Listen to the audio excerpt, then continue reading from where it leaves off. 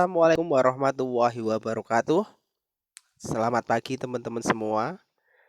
Kembali lagi berjumpa dengan saya di sesi pembekalan uji kompetensi Nurse Indonesia Departemen Keperawatan Medikal Bedah. Ya, kemarin kita sudah mempelajari beberapa soal beserta trik atau strategi dalam menjawab soal uji kompetensi. Nah, kemudian sesi kali ini kita akan mempelajari atau membahas tentang beberapa soal lagi gitu ya, latihan-latihan soal terkait dengan keperawatan medikal bedah atau KMB. Di sini kita akan belajar sekitar 20 soal ya. Jadi nanti seperti kemarin kita akan membahas tiap-tiap soalnya gitu ya. Kemudian disiapkan, mohon untuk teman-teman mempersiapkan alat-alat tulis seperti kemarin ya, lembar, kertas ya, kemudian alat tulis ballpoint atau pensil untuk menuliskan jawaban dari teman-teman gitu ya. Oke, kemudian nanti silahkan lembar jawab yang sudah teman-teman buat itu di foto dikirimkan ke saya. Oke, sudah siap untuk pembahasan soal kali ini? Lanjut ya. Kita mulai dari soal yang pertama. Soal yang pertama itu ada kasus seorang laki-laki usia 31 tahun dirawat dengan keluhan sesak nafas, lemas, dan pusing saat beraktivitas ke kamar mandi. Ya, jadi pasien mengalami sesak nafas, lemas, dan pusing saat beraktivitas ke kamar mandi. Hasil pengkajian didapatkan pasien tampak pucat. Pasiennya pucat. Tekanan darahnya 120/80 mmHg, frekuensi nafasnya 24 kali per menit, kemudian frekuensi nadinya 98 kali per menit, dan CRT-nya, capillary refill time-nya adalah lebih dari 3 detik. Serta hasil pemeriksaan darah rutin menunjukkan kadar hemoglobinnya adalah 8 gram per desiliter dan hematokritnya sebesar 32%. Pertanyaannya, apakah masalah yang tepat pada kasus di atas? Jadi yang ditanyakan adalah diagnosa keperawatan dari kasus ini ya. Pilihan jawabannya A, intoleransi aktivitas, kemudian B, penurunan curah jantung, C, gangguan perfusi jaringan perifer, D, ketidakefektifan pola nafas, kemudian E, hambatan mobilitas fisik. Ya, silahkan teman-teman pilih jawabannya sesuai pemikirannya masing-masing gitu ya. Tuliskan di lembar jawabnya masing-masing.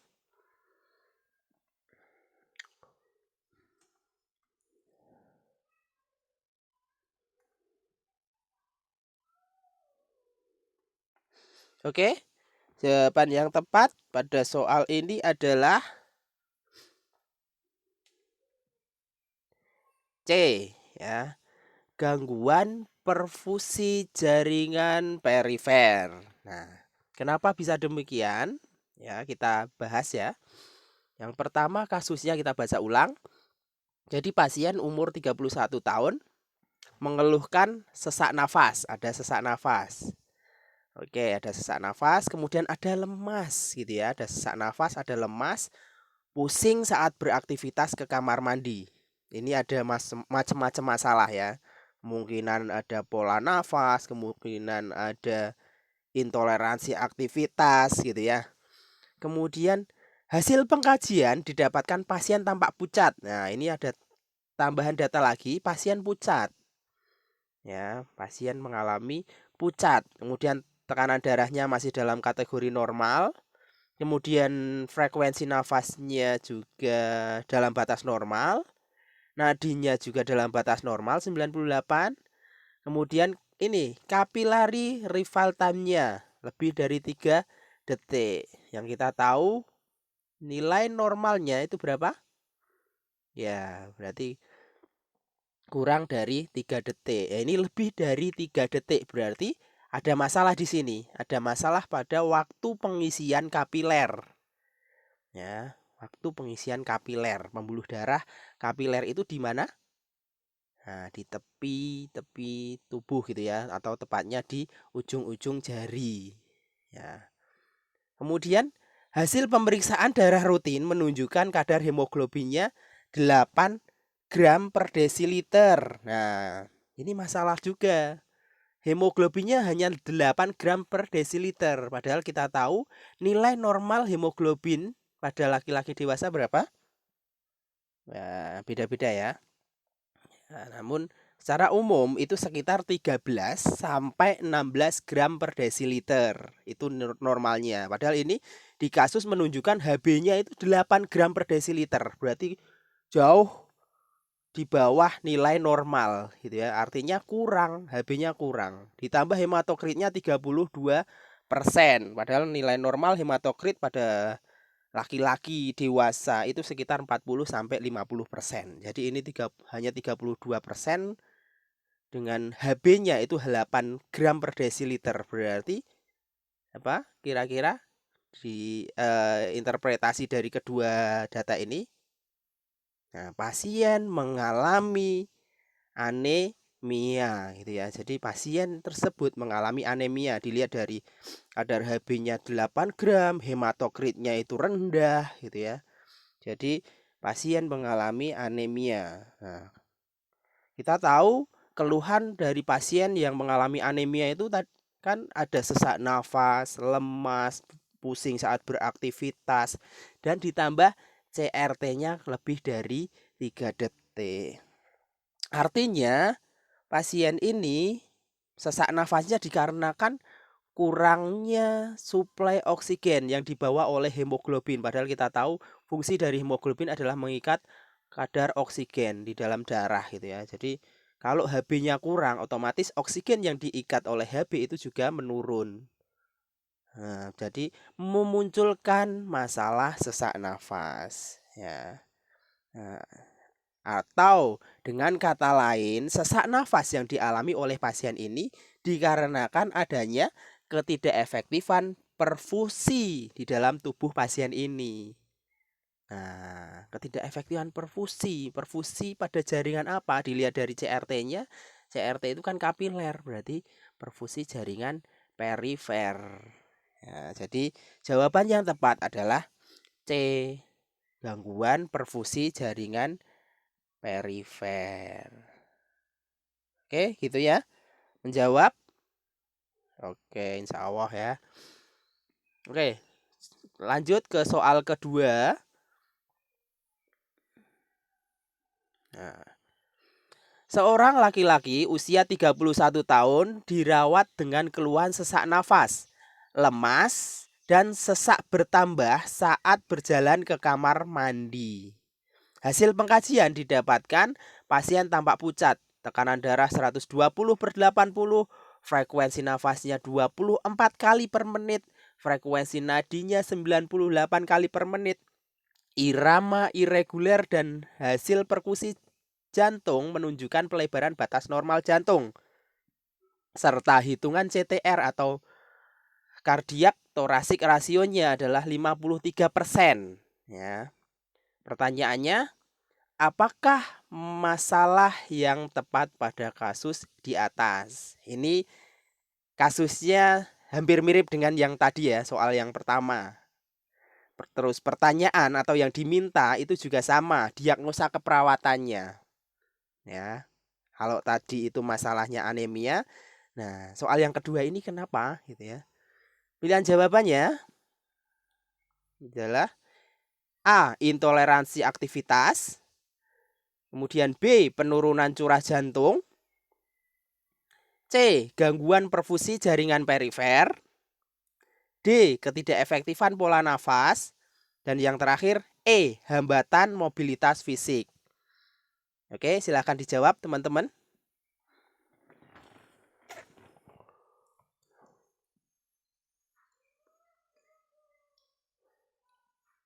Oke, sudah? Ya. Jawaban yang tepat di sini adalah B. Penurunan curah jantung ya. Kenapa bisa demikian? Oke, kita bahas ya. Ini kasusnya hampir sama dengan kasus yang tadi soal nomor 1 ya. Namun kalau soal nomor 1 itu pasiennya atau kliennya itu mengalami anemia sehingga diagnosa utama yang muncul pasti kalau anemia ya berarti gangguan perfusi jaringan perifer itu yang utama, kecuali kalau misalkan data-data lainnya cenderung ke arah misalkan keluhan lainnya, pusing atau ada luka atau sebagainya gitu ya. Nah, kalau anemia diagnosa keperawatan utama pasti gangguan perfusi jaringan perifer. Nah, kalau ini gitu ya, kira-kira kasusnya apa, teman-teman? Ya, dilihat dari adanya sesak nafas, oke, lemas, sesak bertambah saat ke kamar mandi. Namun di sini tidak ada data yang menunjukkan pasien ada penurunan hemoglobin ini HB karena kalau misalkan kita menghadapi pasien anemia itu pasti data utamanya hemoglobinnya, hematokritnya berapa. Nah, ini yang data pendukungnya ini ya frekuensi nadinya 98 kali per menit namun iramanya irreguler gitu ya. Iramanya irreguler. Masih dalam batas normal nadinya namun irreguler. Kemudian ditambahkan dengan data pada saat perkusi jantung menunjukkan pelebaran batas gitu ya. Dan ditunjukkan dengan penghitungan CTR atau cardiac thoracic rasionya itu 53% ya. Ya, nilai normalnya berapa sih CTR? 50% ya. Kalau ini 53%, kemudian perkusi jantungnya ada pelebaran batas normal gitu ya. Saat perkusi ternyata pelebaran batas normal. Jadi menunjukkan dari data-data ini menunjukkan pasiennya mengalami pembesaran kardio atau kardiomegali gitu ya. Jadi pasiennya kemungkinan terjadi kalau kaitannya dengan jantung, kardiomegali, ketidakmampuan dalam memompa gitu ya. Artinya ada penurunan curah jantung gitu ya. Jadi jawaban yang tepat adalah penurunan curah jantung karena pasiennya mengalami kardiomegali. Nah, itu gagal jantung gitu ya. Kayak ada pembesaran jantung ini. Gitu ya. Jadi jawabannya adalah B. Oke, lanjut ke soal nomor 3. Seorang laki-laki usia 65 tahun dirawat di ruang penyakit dalam dengan keluhan lemas, mual, dan muntah setiap kali makan. Pasien mengatakan setiap makan hanya habis setengah dari porsi yang diberikan. Hasil pengkajian didapatkan tekanan darahnya 120/80 mmHg, kemudian frekuensi nafasnya 24 kali per menit, kemudian frekuensi nadinya 98 kali per menit, dan hasil pemeriksaan gula darah sewaktu menunjukkan 316 mg per desiliter. Pertanyaannya, apakah masalah yang tepat pada kasus di atas? Ya. Lanjut, pilihan jawabannya. A. Intoleransi aktivitas. Kemudian B. Nutrisi kurang dari kebutuhan tubuh. Kemudian C. Mual. Lanjut. D. Ketidakstabilan kadar glukosa darah. Dan yang terakhir E. hambatan mobilitas fisik ya. Oke. Silahkan dijawab soal nomor 3 ini. Kira-kira jawaban teman-teman yang benar apa?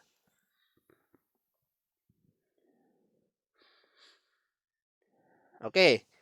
Jawaban yang tepat untuk kasus ini apa? Oke. Jawaban yang tepat adalah D. Ketidakstabilan kadar glukosa darah ya. Jadi kenapa bisa demikian? Ya, oke, kita bahas pada soal kasus nomor 3. Ini laki-laki usia 65 tahun dirawat di ruang penyakit dalam dengan keluhannya lemas, mual, muntah setiap kali makan. Otomatis tidak ada asupan nutrisi yang masuk gitu ya. Nah, pasien mengatakan setiap makan hanya habis setengah dari porsi yang diberikan. Setiap kali diberikan satu porsi hanya habis separuhnya. Jadi nutrisinya pasti berkurang gitu ya. Oke. Kemudian pengkajiannya didapatkan tekanan darah, frekuensi nafas dan nadi masih dalam batas normal. Nah, apakah ini nutrisi ya? Kaitannya dengan nutrisi ya, penurunan nutrisi kurang dari kebutuhan tubuh. Nah, ada data tambahan lagi yang menunjukkan bahwa hasil pemeriksaan gula darah sewaktunya atau GDS-nya itu menunjukkan 316 mg per desiliter.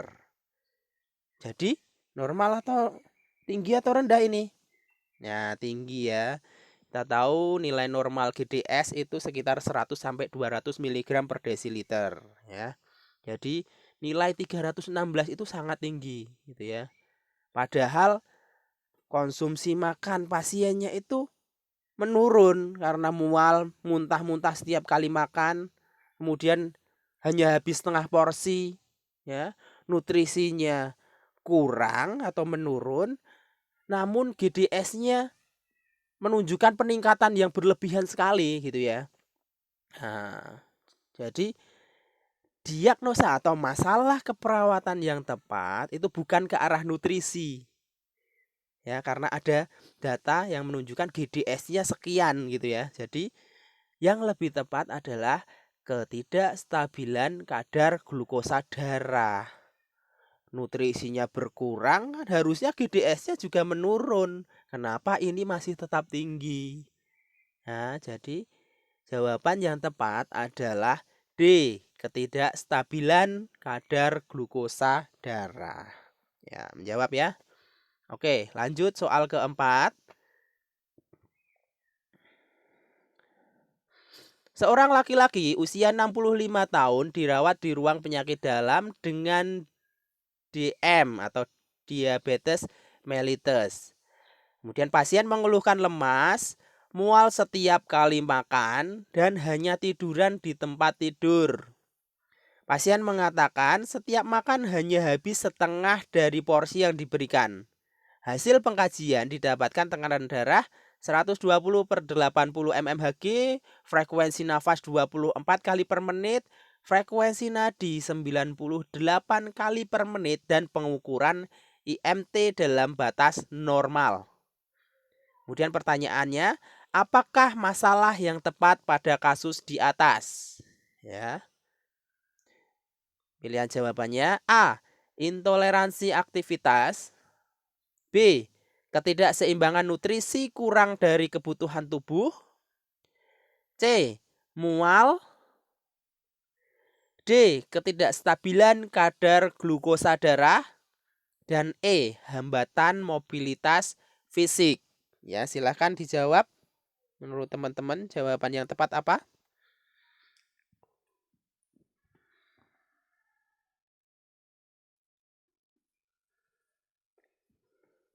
Oke, jawaban yang tepat pada kasus soal nomor 4 ini adalah ya, C. Mual. Nah, kenapa demikian? Padahal sudah dikatakan di kasus ini pasiennya DM. Kenapa kok ketidakstabilan kadar glukosa darah, Pak? Gitu kan. Nah, oke, kita bahas ya. Di kasus itu pasien atau klien usia 65 tahun dirawat dengan diabetes mellitus gitu ya. Udah ada DM nih, diagnosa medisnya DM gitu ya. Kemudian data pendukung lainnya, pasien mengeluhkan lemas, mual setiap kali makan dan hanya tiduran di tempat tidur. Nah, kemudian pasien mengatakan setiap makan hanya habis setengah dari porsi yang diberikan. Ya, ada lemas, mual setiap kali makan dan hanya tiduran di tempat tidur. Ada lemas, ada mual setiap kali makan. Ya. Kemudian pasien mengatakan setiap makan hanya habis setengah dari porsi yang diberikan, hanya setengah ya. Oke. Kemudian tanda-tanda vitalnya ini tekanan darah normal, frekuensi nafasnya juga masih dalam batas normal, frekuensi nadinya normal. Kemudian pengukuran IMT dalam batas normal. Tidak mungkin kita menjawab ketidakseimbangan nutrisi kurang dari kebutuhan tubuh karena IMT-nya masih dalam batas normal ya. Nah, kenapa kok jawaban yang tepat adalah mual? Kita lihat data-data yang menunjang, data-data relevan yang muncul dalam kasus ini lebih banyak pada masalah apa? Oke ya.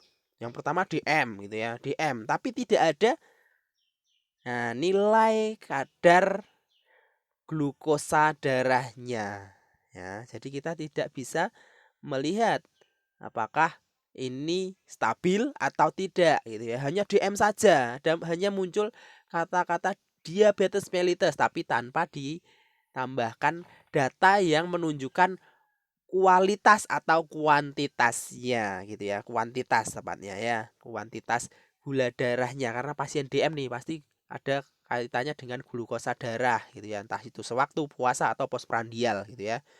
Nah, jadi tidak ada data penunjangnya yang mendukung pasien itu DM.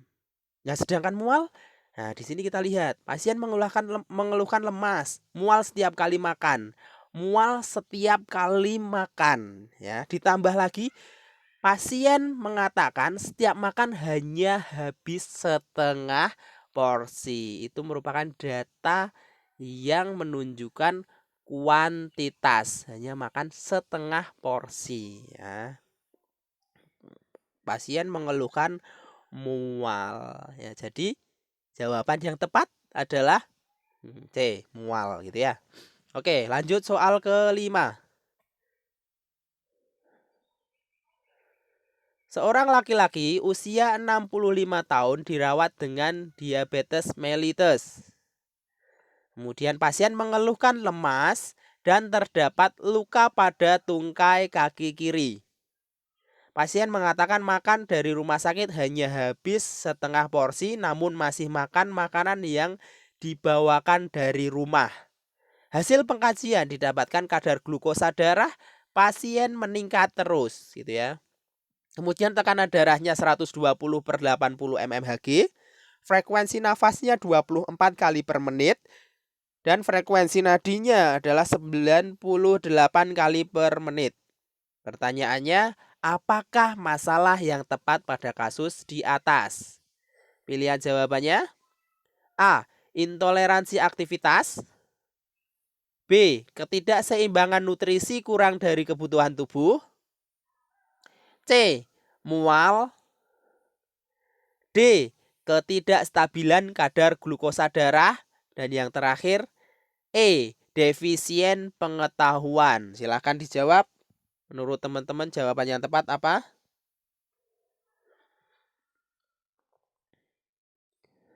Oke, jawaban yang tepat pada soal nomor 5 ini adalah E ya, defisien pengetahuan. Jadi ada kurang pengetahuan pada pasien ini. Nah, kenapa demikian kita bahas ya. Di kasus itu menunjukkan seorang laki-laki usia 65 tahun dirawat dengan DM. Nah, ini pasiennya mengalami diabetes mellitus ya. Kemudian ada data pendukung, lemas, terdapat luka pada tungkai kaki kiri ya. Nah, ada DM, ada lemas, ada luka ya. Kemudian apa sih data penunjang lainnya.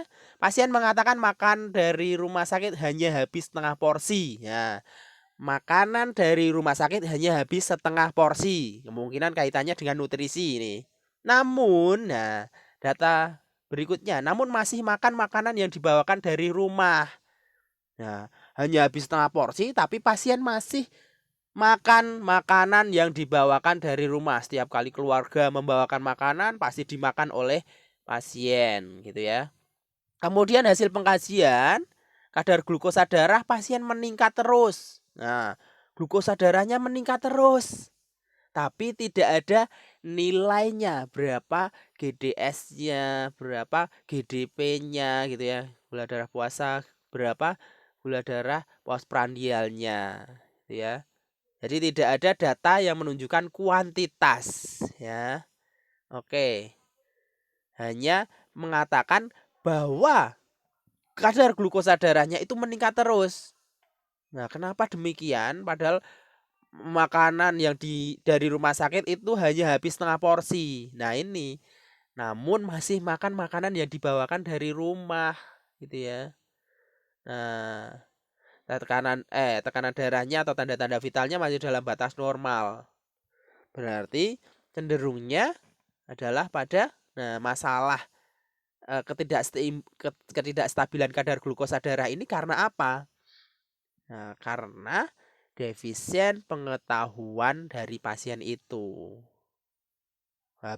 Masih makan makanan yang dibawakan dari rumah sehingga gula darahnya semakin hari semakin meningkat, padahal yang diberikan dari rumah sakit itu hanya habis setengah porsi. Jadi pasiennya tidak mau, istilahnya tidak mau makan makanan dari rumah sakit tapi makan dari luar, dari rumah gitu ya. Jadi jawabannya E. Oke, lanjut soal nomor 6. Seorang perempuan usia 53 tahun dirawat di ruang penyakit dalam dengan keluhan lemas, anoreksia, sesak nafas, dan feses berwarna hitam. Hasil pengkajian didapatkan tekanan darah 100/70, frekuensi nafas 26 kali per menit, frekuensi nadi 105 kali per menit, suhu tubuhnya 37 derajat Celcius, adanya pitting edema dan shifting dullness pada abdomen, serta kadar albuminnya itu 1,5 gram per desiliter. Pertanyaannya, apakah intervensi keperawatan yang tepat pada kasus di atas? Nah, oke, pilihan jawabannya A. Perawatan kulit edema karena ada edemanya, pitting edema, shifting dullness pada abdomen. Kemudian B. Batasi cairan dan natrium, membatasi masukan cairan dan natrium karena sifat natrium itu mengikat cairan. Kemudian C. Ukur balance cairannya, memonitor balance cairan pasien antara input dan outputnya, apakah stabil atau tidak. Kemudian D. Monitor input dan output cairan. Nah, ini memonitor ya balance cairannya tadi. Kemudian yang E. Kolaborasi pemberian albumin. Oke, jawaban yang tepat menurut teman-teman apa?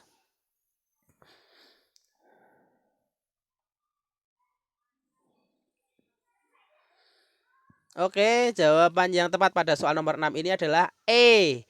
Kolaborasi pemberian albumin. Nah, kenapa demikian? Nah, kenapa kok tidak perawatan kulit edema, Pak? Karena pasiennya mengalami edema. Kenapa kok enggak batasi cairan? Karena pasiennya ada edema, ada penimbunan cairan gitu ya.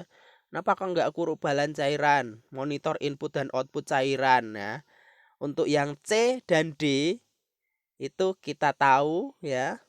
Intervensi yang diharapkan di sini adalah intervensi yang paling mengatasi masalah dengan cepat gitu ya. Kita tidak lagi menggunakan istilah onek gitu ya, yang observasi, kemudian nursing gitu ya, nursing lagi, edukasi dan klinik itu enggak ya. Kita tidak memakai onek untuk menjawab soal-soal intervensi pada soal-soal di uji kompetensi, melainkan kita memilih intervensi yang paling mengatasi masalah dengan cepat, gitu ya. Jadi untuk yang C ukur dan D monitor itu kan hanya observasi ya, hanya observasi. Jadi kita tidak memilih dua jawaban itu, ya. Yang kemungkinan itu adalah B, A, B dan E gitu ya, perawatan, batasi dan kolaborasi pemberian albumin itu yang paling bagus gitu ya. Namun kira-kira mana dari ketiga intervensi yang tepat gitu ya? Kenapa kok jawabannya E, kolaborasi pemberian albumin? Nah, kita tahu ya dari kasus itu pasien mengeluhkan sesak nafas, anoreksia, sesak nafas dan feses berwarna hitam gitu ya. Ada sesak nafas, anoreksia, fesesnya berwarna hitam. Nah, kira-kira kenapa ini? Nah, kemungkinan pasien mengalami perdarahan ya, perdarahan pada saluran pencernaan. Nah, entah itu karena adanya varises esofagus atau adanya perdarahan di lambung yang disebabkan karena sirosis hepatis gitu ya, ataupun perdarahan lainnya di saluran pencernaan atas gitu ya, karena menunjukkan adanya feses berwarna hitam. Jadi perdarahannya pasti di saluran pencernaan bagian atas. Itu ya. Oke. Kemudian adanya pitting edema dan menunjukkan shifting dullness pada abdomen. Jadi ada edema ini, ada asites. Ya. Nah, ini kemungkinan pasien sirosis hepatis, ada asites. Berarti ada perembesan cairan ke dalam ruang peritoneum, gitu ya.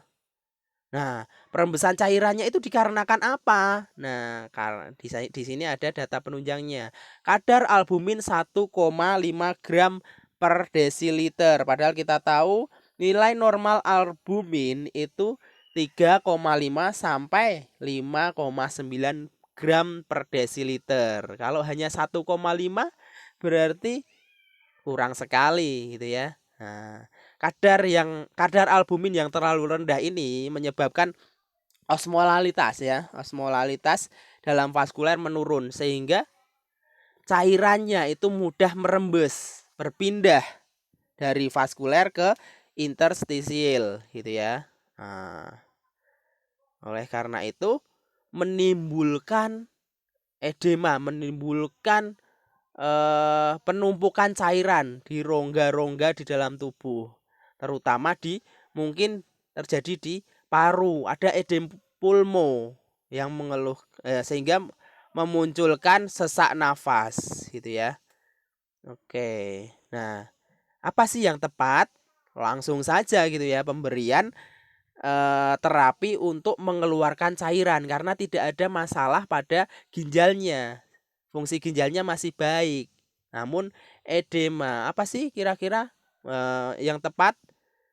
Di sini diuretik tidak ada. Nah, yang tepat hanya kolaborasi pemberian albumin, meningkatkan kadar albumin di dalam vaskuler sehingga mengurangi perembesan cairan karena osmolalitas yang menurun. Ya, jadi dengan memberikan albumin ya, albumin. Jadi jawaban yang tepat adalah E. Oke, lanjut soal nomor 7. Seorang laki-laki usia 42 tahun dirawat di rumah sakit dengan keluhan sesak nafas, pitting edema dan urin output 50 mili per 24 jam. Tekanan darah 160 per 100 mmHg. Frekuensi nadi 98 kali per menit. Frekuensi nafasnya 27 kali per menit. Kadar urium darah 108 mg per desiliter. Dan kreatininnya adalah 7,2 mg per desiliter. Pertanyaannya, apakah intervensi keperawatan yang tepat pada kasus di atas? Oke, pilihan jawabannya A. Pemasangan kateter urin, Kemudian B, monitor urin output. Kemudian C, ukur balance cairan. Kemudian D, batasi cairan masuk urin output. Dan E, kolaborasi pemberian obat diuretik. Oke, menurut teman-teman jawaban yang tepat apa? Oke, jawaban yang tepat pada soal nomor 7 ini adalah D, batasi cairan masuk urin output ya. Oke, kita bahas. Nah, seperti yang tadi saya sampaikan, jika ada edema, ada penumpukan cairan di dalam tubuh, namun tidak ada masalah atau gangguan pada fungsi ginjal, jadi intervensi yang tepat adalah pengeluaran cairan dengan menggunakan diuretik. Namun, kalau ada masalah di dalam fungsi ginjal, ada kerusakan di ginjal, kita tidak bisa memberikan obat diuretik. Karena percuma obat diuretik yang diberikan, namun fungsi ginjalnya tidak mampu gitu ya. Tidak mampu untuk mengeluarkan cairan yang berlebihan ya.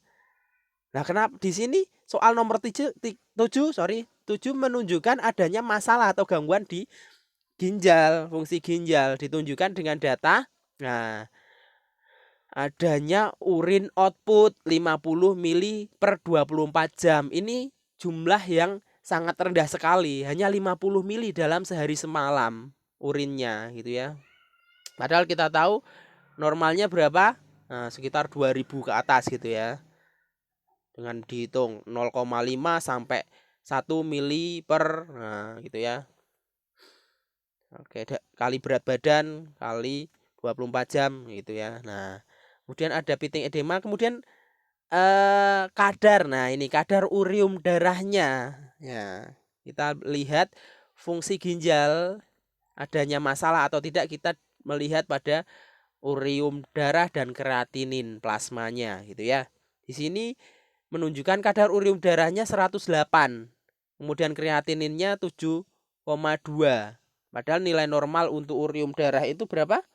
Nah, 8 sampai dengan 20 mg per desiliter. Jadi 108 ini menunjukkan peningkatan yang berlebihan sekali. Jadi kadar urium dalam darahnya itu berlebih gitu ya.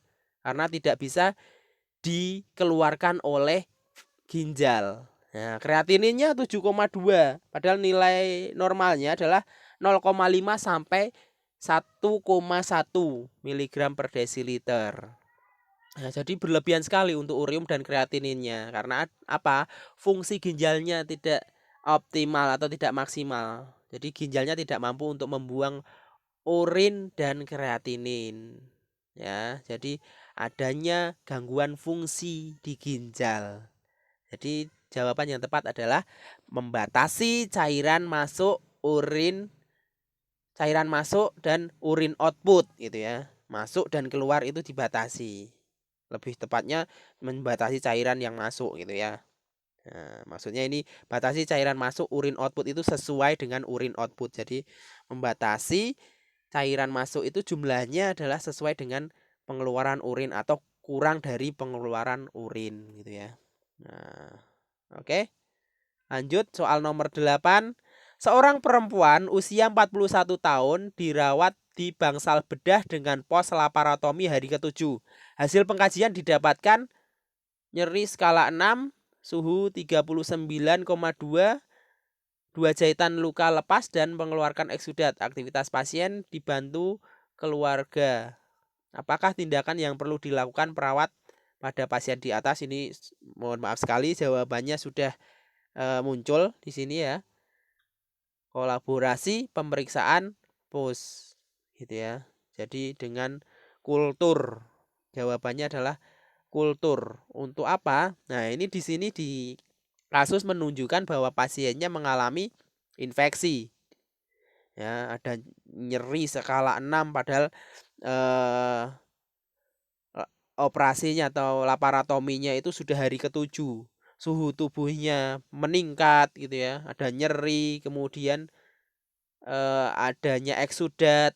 Nah, jadi semuanya ini adalah tanda-tanda infeksi. Oleh karena itu, tindakan yang tepat adalah kolaborasi untuk kultur menentukan jenis bakterinya untuk sebagai acuan dalam menentukan antibiotik atau pengobatan atau terapi farmakologisnya gitu ya. Oke, soal nomor 9. Nah, ini juga sudah keluar semua, sorry. Ya, seorang perempuan usia 34 tahun dirawat di ruang bedah dengan luka bakar derajat 2. Pasien mengeluh nyeri, lemas, dan haus. Hasil pengkajian mengalami luka bakar daerah dada, muka, dan leher ya. Kemudian vagina dan paha kanan gitu ya. Luka terlihat merah, tekanan darah 95/60, frekuensi nadi 100, nafasnya 25 kali per menit. Ya, pertanyaannya, berapakah luas luka bakar yang dialami pada pasien tersebut? Ya, ini kita harus menghitung luas luka bakar ya dengan berpedoman pada rule of 9 gitu ya. Kira-kira berapa? Nah, C di sini ya jawabannya 23,5% ya. Bagaimana cara menghitungnya? Kita ingat ya. Kita bagi beberapa bagian dari tubuh manusia dewasa ini ya. Ini dewasa. Kepala gitu ya. Kepala sampai leher itu 9. Kepala, permukaan depan dan belakang sampai leher itu 9. Kemudian turun lagi dada dan perut itu bagian tersendiri ya. Kalau dada itu 9, perut itu 9. Nah, kemudian yang bagian belakang, punggung dan perut belakang gitu ya. Perut belakang ya, yaitu ya bawah punggung itu juga 9 gitu ya. Punggung 9, ke bawahnya juga 9. Terus ekstremitas atas atau tangan. Tangan itu 9 gitu ya. Nah, 9 dibagi 2 berarti ya. Siku ke atas gitu ya. Lengan itu 9. 9 itu terdiri dari depan dan belakang. Kemudian tangan, siku ke bawah itu juga 9. 9 itu terdiri dari depan dan belakang. Kemudian kaki, ekstremitas bawah gitu ya. Lutut ke atas itu 9, depan maupun belakang ya. Depan dan belakang dan ya. Depan dan belakang itu 9, kemudian lutut ke bawah, depan dan belakang itu 9. Ya, atau lebih jelasnya kita lihat gambarnya saja. Nah, ini. Ya. Nah, ini sorry. Ada kelainan, ada kesalahan tadi ya. Nah, itu. Kepala itu depan dan belakang sampai leher itu 9, dada itu 9, dada depan 9, dada belakang 9, perut depan 9, belakang 9, terus tangan itu full. Sorry, ini tadi saya salah. Full itu 9 ya, depan maupun belakang. Ya, kalau depan saja berarti separuhnya 4,5. Kalau belakang saja berarti separuhnya. Kemudian pada alat kelamin itu 1% ya. Kemudian pada kaki, depan itu 9, belakang itu 9. Full depan 9, full belakang 9 ya. Oke. Nah, kalau tadi ya yang terdapat luka bakar itu di mana? Dada. Nah, dada itu berarti 9. Kemudian muka dan leher tidak menunjukkan apa namanya? Belakang atau depan, berarti ini diinterpretasikan depan saja 4,5 gitu ya. Kemudian vagina itu 1, terus paha kanan, ini kaki kanan, paha kanan itu berarti 9 gitu ya. Sorry, ini salah, ini berarti 4,5 gitu ya. 4,5. Kemudian nah, ini berarti 4,5 ya. Sorry, berarti ini 9 tambah 9 18, ini 18. Berarti 119, sorry. Ini jawaban yang tepat sebenarnya 19 ya. Sorry, paha kanan. Kita melihat paha kanan saja. Jadi hanya paha, ya, paha. Oke. Oke, lanjut ya.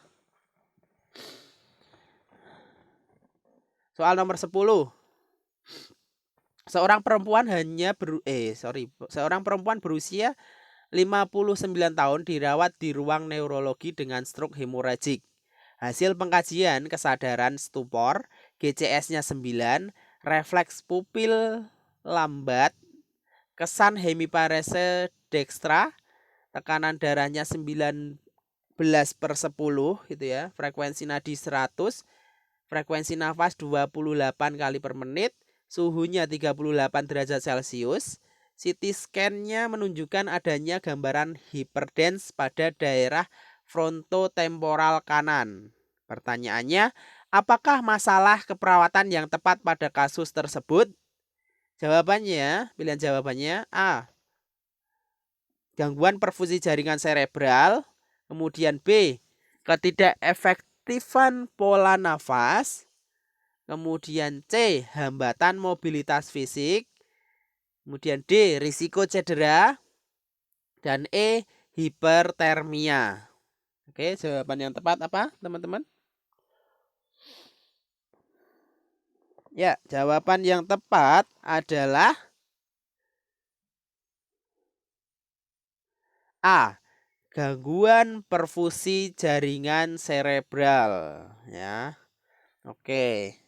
Kita bahas ya, soal nomor 10 ini di kasus menunjukkan pasien dirawat karena adanya SH atau stroke hemoragik, stroke karena perdarahan. Ya, stroke karena perdarahan. Nah, hasil pengkajian kesadarannya menurun ini, ya. Stupor, GCS-nya 9, refleks pupilnya lambat, ya. Kemudian ada kesan hemiparese dextra.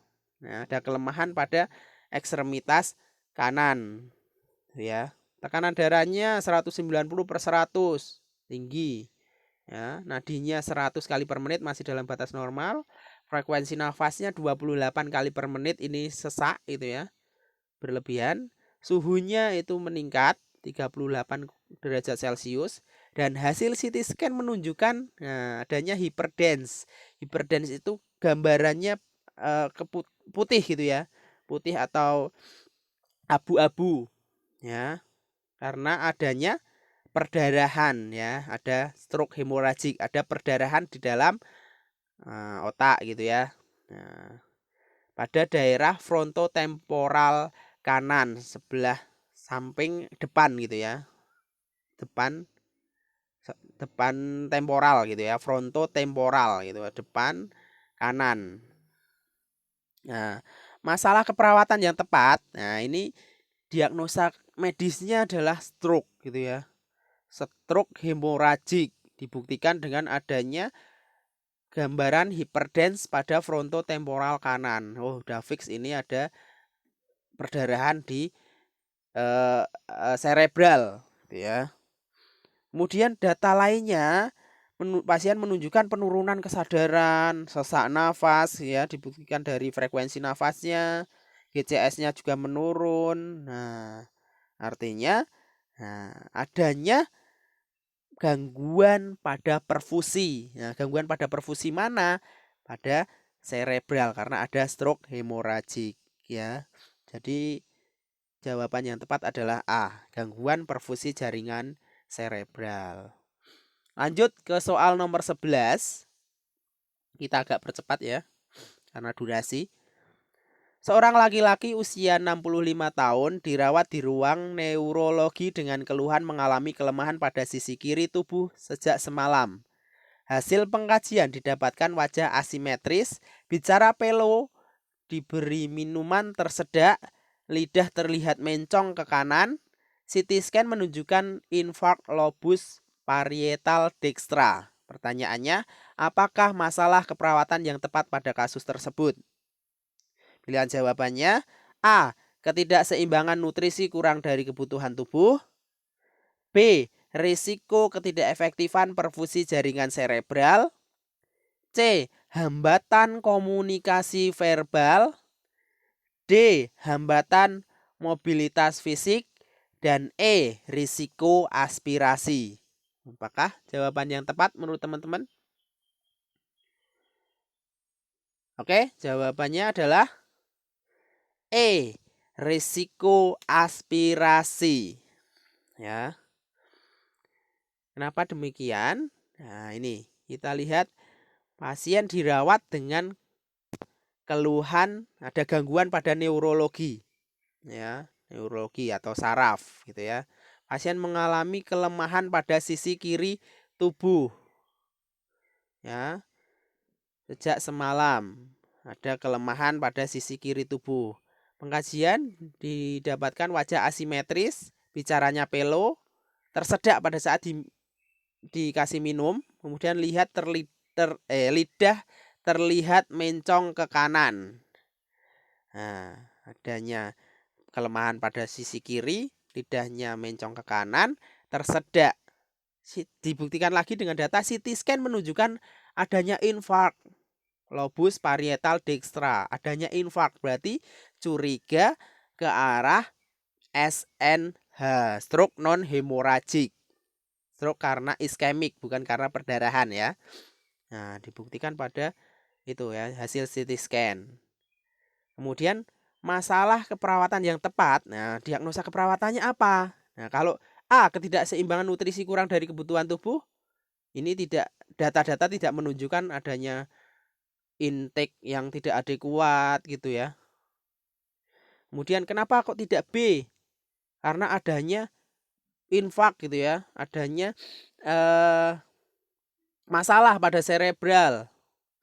Jadi kenapa kok tidak B? Nah, ini di sini B ini risiko ketidakefektifan perfusi jaringan cerebral. Risiko ya, padahal di CT scan sudah menunjukkan adanya infark. Berarti sudah aktual, bukan lagi resiko. Berarti B kurang tepat. Ya, kenapa kok tidak C? Hambatan komunikasi verbal. Nah, di data tidak menunjukkan adanya masalah komunikasi verbal gitu, hanya bicaranya pelo saja gitu ya. Tapi tidak menunjukkan, tidak ada data lagi yang menunjukkan pasiennya menggunakan isyarat dan sebagainya, tidak ya. Kemudian kenapa kok tidak D? Hambatan mobilitas fisik. Nah, di sini hanya menunjukkan datanya mengalami kelemahan pada sisi kiri tubuh. Ini hanya satu data saja. Nah, jadi data yang lebih banyak itu diberi minuman tersedak. Pada saat diberi minuman itu pasien tersedak. Kemudian lidah terlihat mencong ke kanan. Ya, artinya pasien ini mengalami kesulitan dalam menelan. Nah, kalau tidak ditangani pada masalah itu, kan masalah utamanya adalah kesulitan menelannya karena adanya masalah neurologi, karena SNH, kemudian adanya masalah menelan. Jadi masalah yang utama adalah gangguan menelan. Nah, jadi kalau tidak diatasi, nah ini akan beresiko aspirasi, pasien tersedak. Ya, tersedak. Jadi diagnosa keperawatan yang utama pada kasus ini adalah E, risiko aspirasi gitu ya. Oke, lanjut. Soal 12. Seorang perempuan usia 46 tahun dirawat di ruang penyakit dalam dengan DHF. Hasil pengkajian, pasien mengeluh lemah, terdapat peteki pada kedua lengan dan kedua ekstremitas teraba dingin. Suhu tubuh 36 derajat Celcius, hasil pemeriksaan laboratorium Hb 18 mg per desiliter, hematokritnya 50%, trombositnya 45.000 ya, per mm kubik gitu ya. Pertanyaannya, apakah masalah keperawatan utama pada kasus di atas atau tersebut gitu ya. Oke. Jawabannya A, risiko shock. Kemudian B, hipertermia. Terus C, risiko perdarahan.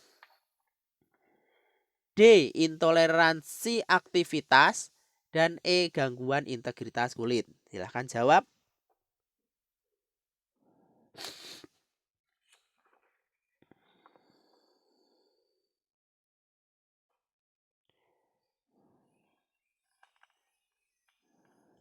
Oke, jawaban yang tepat pada kasus ini adalah A, risiko shock. Ya, kita bahas ya. Di sini pasien perempuan dirawat dengan DHF ya, dengue apa? DHF, DBD ya gitu ya. Kemudian hasil pengkajian itu pasien mengeluh lemas ya, terdapat petehi. Petehi itu apa? Bercak kemerahan, bercak-bercak merah ya di kedua lengan. Kemudian kedua ekstremitas teraba dingin. Nah, suhu tubuhnya 36 derajat Celcius, hipotermi gitu ya. Hasil pemeriksaan laboratorium HB-nya 18 masih dalam batas normal. Hematokrit 50 masih normal. Nah, trombositnya 45.000. Ya, ini trombositnya rendah gitu ya. Normalnya berapa? 150.000 sampai dengan 450.000. Nah, ini hanya 45.000. Jadi masalah yang tepat ini ya. Ini cenderung ke DHF gitu ya. Sudah dipastikan ini DHF. Nah, padahal kemudian apa masalah keperawatan utama? Kenapa kok tidak B, hipertermia? Hipertermia ini dibuktikan suhu tubuhnya 36 derajat. Tidak hipertermia, tidak panas gitu ya, melainkan dingin. Kemudian risiko perdarahan. Nah, ini trombosit padahal sudah turun sekali, Pak. Kan pasti beresiko adanya perdarahan karena pasti ada perembesan vaskuler ini. Ini di sini tertulisnya resiko perdarahan, bukan perdarahan. Karena pasien di kasus ini sudah mengalami perdarahan, tidak lagi resiko. Dibuktikan dengan apa? Adanya peteki, ya. Peteki ada bintik-bintik merah itu karena perembesan di vaskuler, adanya perdarahan. Ya. Kenapa kok tidak intoleransi aktivitas, Pak? Nah, intoleransi aktivitas ini kan adanya masalah pada keseimbangan suplai oksigen. Ya, di sini tidak ada menunjukkan adanya masalah sesak nafas ataupun yang lainnya yang menunjukkan ketidakefektifan suplai oksigen gitu ya. Kemudian kenapa kok tidak gangguan integritas kulit? Nah, petehi itu kan karena perdarahan, bukan karena luka atau apa gitu ya. Bukan luka, melainkan perdarahan ini. Gitu. Jadi lebih tepatnya adalah resiko shock. Ya, shock hipovolemik. Ya, karena trombositnya udah rendah sekali, kemudian sudah ada perdarahan. Jadi pasien ini beresiko mengalami shock hipovolemik. Jadi jawabannya adalah A. Lanjut, soal nomor 13. Seorang laki-laki berusia 60 tahun datang ke poliklinik mata dengan keluhan pandangan mata sebelah kanan kabur. Hasil pengkajian visus 4/6 gitu ya. TIO-nya 27 mmHg, lensa tampak keruh, kemudian tampak gelisah, pasien tampak berhati-hati jika berjalan, tekanan darah 150/100 mmHg, frekuensi nadi 80 kali per menit, frekuensi nafas 20 kali per menit, suhunya 37 derajat Celcius. Pertanyaan, apakah masalah keperawatan utama pada kasus tersebut? Ya. Jawabannya A, cemas, B, nyeri akut, C, risiko cedera, D, hambatan mobilitas fisik, dan E, gangguan persepsi sensori. Nah, jawaban yang tepat. Oke. Jawaban yang tepat adalah E, gangguan persepsi sensori. Nah, sudah bisa terlihat ini adanya keluhan pandangan mata sebelah kanan kabur. Hasil pengkajiannya, nah, visusnya 4/6. Ini ada penurunan visus ya. Nah, kemudian TiO-nya 27. Nah, lensa mata tampak keruh. Ini pasti ada masalah pada penglihatan. Jadi lebih utamanya pada diagnosa atau masalah keperawatan gangguan persepsi sensori. Ya. Soal nomor 14, sorry. Seorang laki-laki usia 80 tahun dirawat di ruang penyakit dalam dengan gagal jantung grade 4. Ya, kemudian klien mengatakan telah siap meninggal dan lebih bahagia bertemu Tuhannya dan menolak untuk dilakukan tindakan apapun.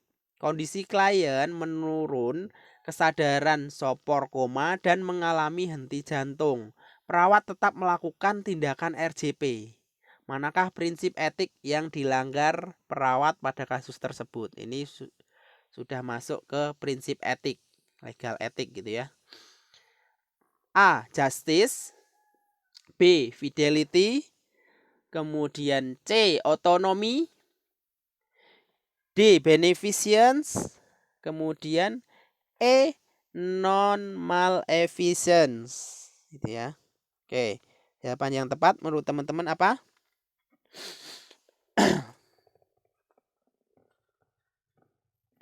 Oke, jawaban yang tepat pada soal nomor 14 ini adalah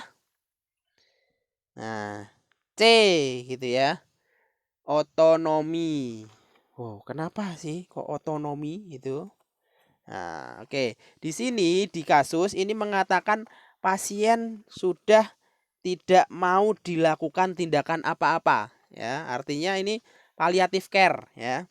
Jadi kita harus menghargai hak pasien. Pasien memilih sudah tidak mau dilakukan tindakan apapun. Pasien sudah legowo dengan kondisinya, pasien sudah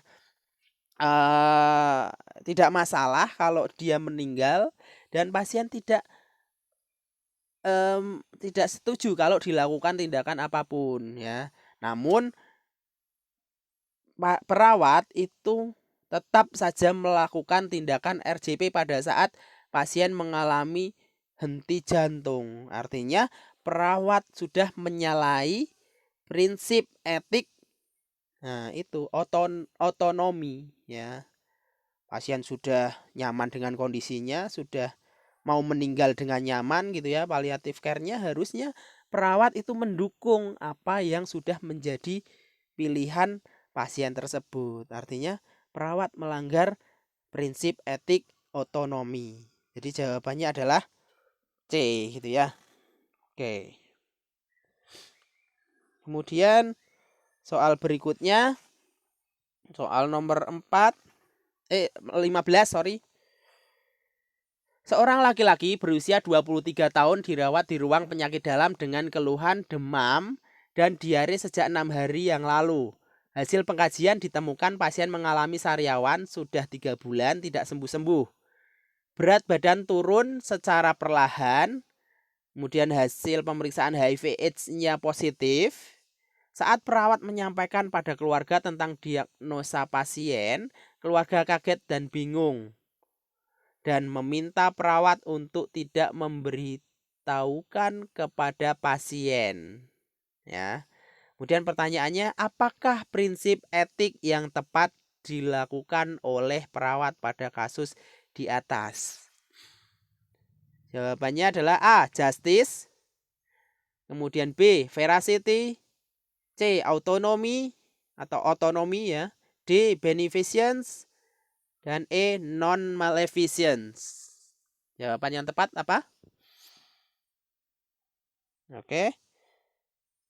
Nah, ini ada kasus HIV/AIDS gitu ya. Pasiennya mengalami HIV/AIDS pada saat diperiksa.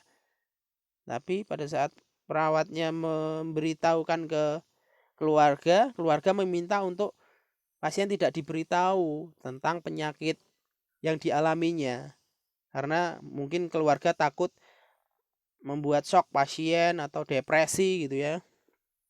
Jadi keluarga menyampaikan seperti itu ke perawat. Ya.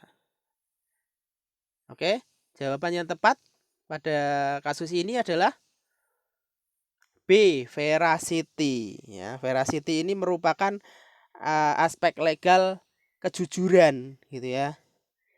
Jadi perawat itu harus berkata jujur gitu ya, selama masih dalam batas yang wajar gitu ya. Nah, ini di sini antara pasien dan keluarga gitu ya. Jadi keluarga meminta untuk pasien tidak diberitahukan gitu. Jadi kalau misalkan nanti pasien tanya, Sus, kira-kira saya sakit apa? Nah, masa kita sebagai seorang perawat tidak mau memberitahukannya dengan jujur gitu ya. Misalkan kita membohongi, oh Bapak itu hanya flu biasa gitu misalkan. Oh, hanya diare biasa. Ini sariawan juga biasa gitu kan. Tidak seperti itu. Jadi kita harus mengatakan apa yang sebenarnya terjadi gitu ya, dialami oleh pasien. Jadi legal etiknya, kejujuran atau veracity ini juga harus dilakukan.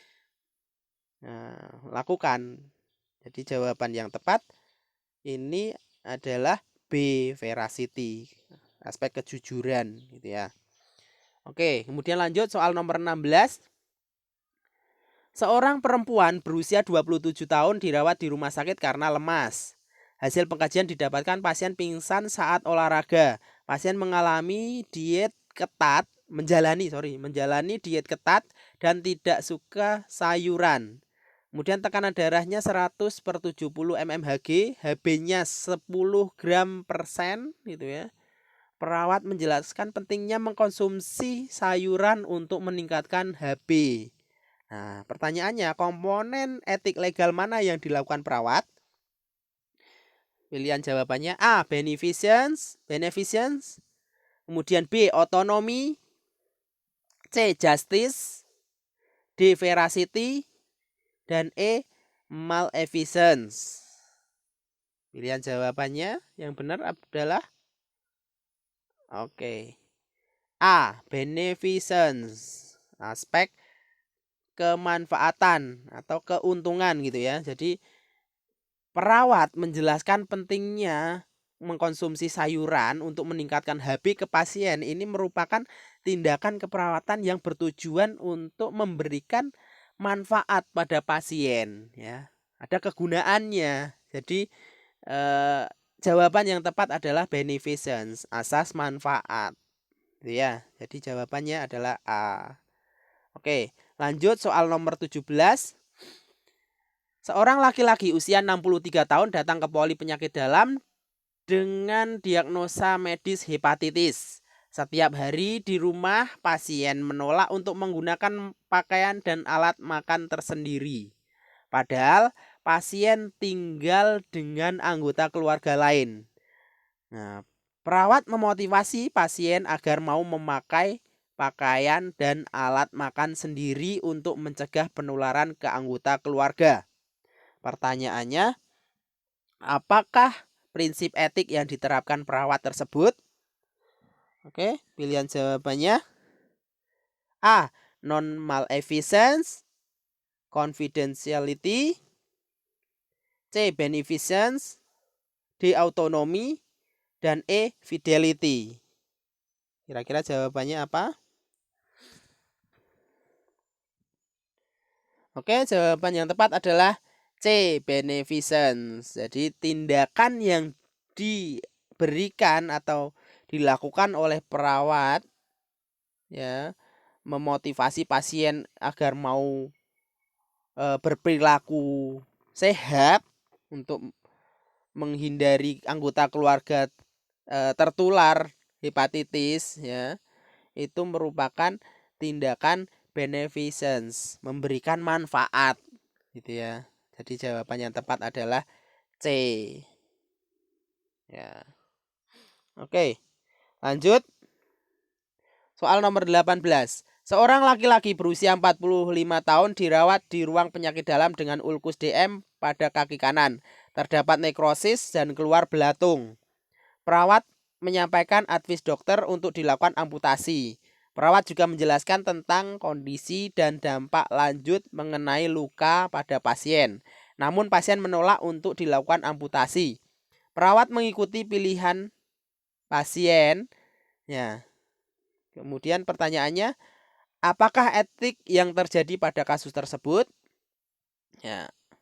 Pilihannya A, justice atau keadilan. B, beneficence, manfaat. C, veracity, kejujuran. D, otonomi, itu sendiri ya.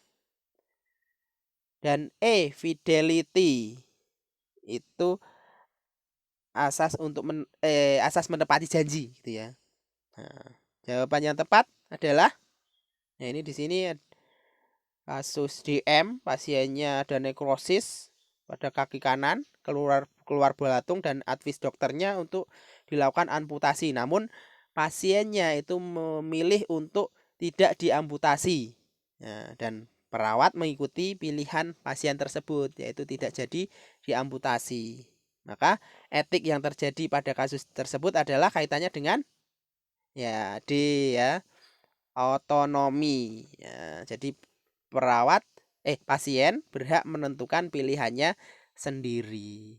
Oke. Soal nomor 19. Seorang laki-laki berusia 23 tahun dirawat di ruang penyakit dalam dengan keluhan demam dan diare sejak 6 hari yang lalu. Hasil pengkajian ditemukan pasien mengalami sariawan sudah 3 bulan, tidak sembuh-sembuh, berat badan turun secara perlahan, HIV AIDS positif. Nah, ini sama dengan yang tadi ya. Apakah prinsip etik yang tepat yang dilakukan oleh perawat? Nah, justice, veracity, otonomi, beneficence, atau non maleficence ya. Ini tadi ya. Keluarga kaget karena dikabari bahwa pasien yang dirawat itu mengalami HIV AIDS gitu ya. Menderita HIV AIDS, dan keluarga meminta untuk perawat tidak memberitahukan kepada pasien tentang penyakitnya. Ini tidak bisa karena perawat harus berkata jujur atau veracity, aspek kejujuran ya. Jadi jawabannya adalah B ya, seperti yang kasus tadi ya. Kemudian soal 20. Nomor 20. Seorang perempuan berusia 45 tahun dirawat di rumah sakit, mengeluh batuk berdahak, berat badan turun 7 kilo selama 3 bulan, kadang sesak nafas, tidur sering terbangun. Hasil pemeriksaan fisik, frekuensi nadi 100 kali per menit, frekuensi nafas 30 kali per menit, suhu badan 38 derajat Celcius, vokal fremitus kanan meningkat dibanding kiri, hipersonor, adanya ronki, dada tampak simetris. Kemudian, apakah kriteria hasil berdasarkan masalah prioritas? Pilihan jawabannya A, suhu tubuh 37 derajat Celcius. B, berat badan naik. C, nafsu makan meningkat. D, bangun tidur merasa segar. Dan E, frekuensi nafas 16-20 kali per menit. Jawabannya apa? Nah, kita harus menentukan masalah prioritas pada kasus di atas itu apa, diagnosa keperawatan prioritasnya apa. Baru kita bisa memikirkan tentang kriteria hasil selama perawatan ya. Oke, jawaban yang tepat pada soal nomor 20 ini adalah E gitu ya. Frekuensi nafas 16-20 kali per menit. Nah, karena apa? Karena masalah prioritas atau prioritas diagnosa di kasus ini adalah kaitannya dengan pola nafas, bersihan jalan nafas gitu ya. Lebih tepatnya adalah bersihan jalan nafas tidak efektif atau ketidakefektifan bersihan jalan nafas ditandai dengan ini adanya sesak nafas, tidur sering terbangun, terus frekuensi pernafasannya 30 kali per menit, vokal fremitusnya yang kanan itu meningkat dibanding yang kiri. Jadi kemungkinan adanya massa atau dahak gitu ya. Nah, kemudian adanya hipersonor pada perkusi torak, kemudian ronki. Namun dadanya masih simetris. Jadi ada timbunan sekret di dalam lapang paru sebelah kanan gitu ya. Oke, jadi masalahnya adalah bersihan jalan nafas tidak efektif. Oleh karena itu, kriteria hasilnya adalah kaitannya dengan pernafasan. Harapannya pernafasannya kembali seperti semula, normal gitu ya, dengan menunjukkan frekuensi nafas dalam batas normal yaitu 16 sampai 24 kali per menit. Nah, gitu ya. Oke, jadi jawaban yang tepat adalah E. Oke, sudah pembahasan soal pada sesi ini. Jadi terima kasih atas perhatian teman-teman dan mohon maaf jika dalam saya menyampaikan ada kesalahan tadi ya, terutama pada soal nomor berapa itu. Kemudian ada double soal ya, soal yang sudah munculkan lagi gitu ya. Jadi mohon maaf atas kesalahan saya ya, kekurangan saya gitu ya. Kemudian apa namanya? Ada beberapa yang bisa diambil hikmah dari pembahasan soal kali ini. Jadi di tiap kasusnya atau vignette-nya itu muncul beberapa atau banyak sekali data-data penunjang yang menunjukkan hasil laboratorium ya, hasil pemeriksaan laboratorium seperti tadi ya, yang pertama HB gitu ya, kemudian GDS, GDPP, GDP gitu ya, mungkin gitu kan. Kemudian ada albumin, kemudian ada urium kreatinin. Nah, itu. Oleh karena itu, saran untuk teman-teman semua pelajari ya, pelajari nilai normal dari hasil pemeriksaan laboratorium yang umum digunakan. Misalkan tadi ya HB, kemudian hematokrit gitu ya. Kemudian ada leukosit, trombosit dan sebagainya ya. Pokoknya dipelajari lagi untuk hasil-hasil pemeriksaan laboratorium. Karena apa? Karena untuk acuan kita dalam menentukan masalah pada kasus gitu ya. Kalau kita tidak mengetahui nilai normalnya, kita tidak akan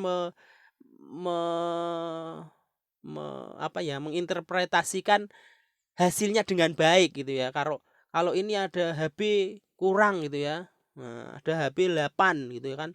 8 kita tidak akan tahu apakah 8 ini rendah atau tinggi. Nah, kalau kita tidak menghafal atau mempelajari nilai-nilai normal dari hasil pemeriksaan laboratorium. Gitu ya. Cukup sekian dari saya. Sekali lagi saya mohon maaf kalau tadi dalam menyampaikan itu banyak kesalahan, memunculkan soal-soalnya juga salah, membahas juga kurang tepat, gitu ya. Kita jumpa lagi di sesi berikutnya. Saya cukupkan. Wabillahi taufik wal hidayah. Wassalamualaikum warahmatullahi wabarakatuh.